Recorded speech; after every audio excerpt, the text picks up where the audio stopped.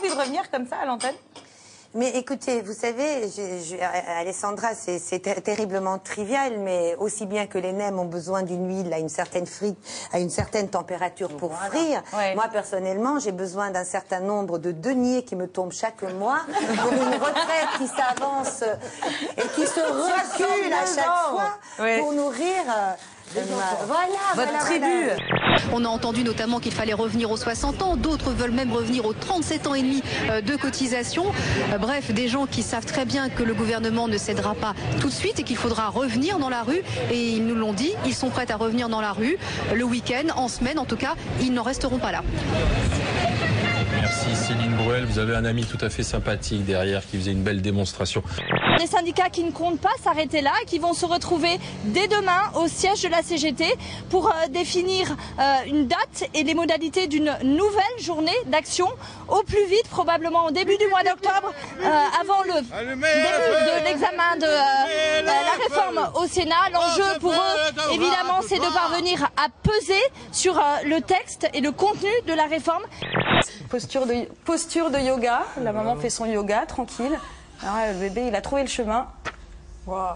C'est hallucinant. Mais le bébé, il est un peu vieux. Il est un peu grand. Il a eu le temps de s'entraîner. Il est un peu grand. Je trouve ça hyper impressionnant. On le voit arriver, le début de la vidéo, vous ne l'avez pas vu, mais il arrive de l'autre côté de la pièce. Et il file direct sur le sein.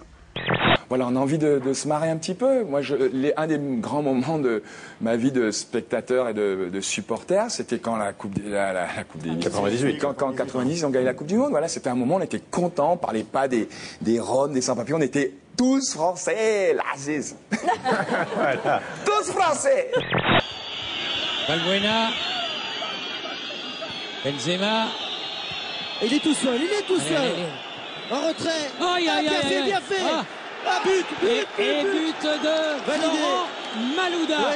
L'homme le plus petit au monde. Jean-Philippe. Et oui, mais c'est vrai, ça y est, regardez, il est reconnu officiellement par le livre des records. Il s'appelle Edouard Niño Hernandez, il est colombien, il a 24 ans et il mesure 70 cm. Alors à part des problèmes de vue, ce passionné de danse est en bonne santé. Il tourne d'ailleurs au cinéma actuellement dans un film d'action. Il joue le rôle d'un baron de la drogue. C'est un drôle de métier et ça, avant de rentrer sur scène, ça nous est tous arrivé.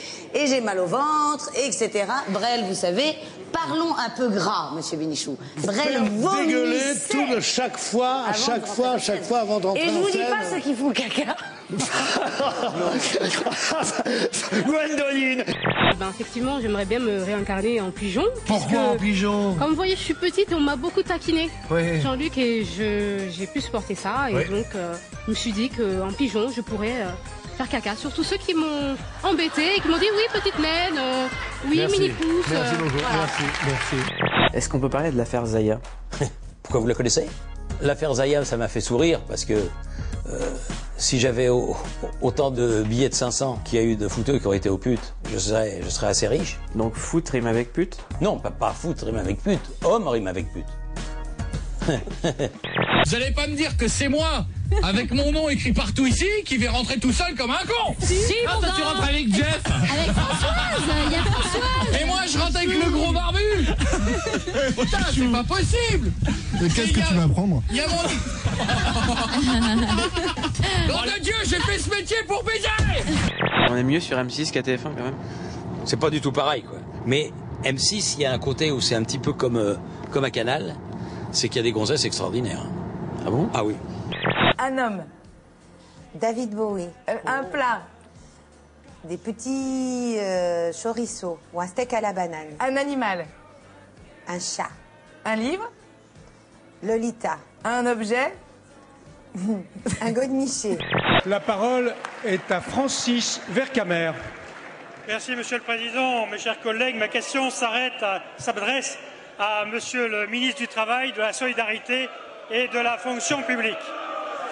Nous allons entamer l'examen du projet de loi relatif à la réforme des retraites, réforme indispensable pour assurer la pérennité du système. Mes chers collègues, veuillez regagner tout de suite vos places. La séance est suspendue. Allez, jusqu'au bout. Jusqu'au bout. Sans vous arrêter, Allez, soufflez. C'est bon. Stop. Voilà, c'est bien. Bon. Allez, un petit pronostic. Moi, je suis polonais, à la base, déjà. Pourquoi c'est un sport national là? 1,41 monsieur, ça fait 2,80. C'est rien, c'est rien du tout. En polonais, c'est pas grand chose. C'est pas grand chose. D'accord. Bon, mais en tout cas, mes respects alors, mes respects parce que. Je pense que le calme est rétabli. La séance est reprise. Et le président vient de rouvrir la séance. Et on se calme. Ici, c'est la maison du dialogue. Je vous en prie.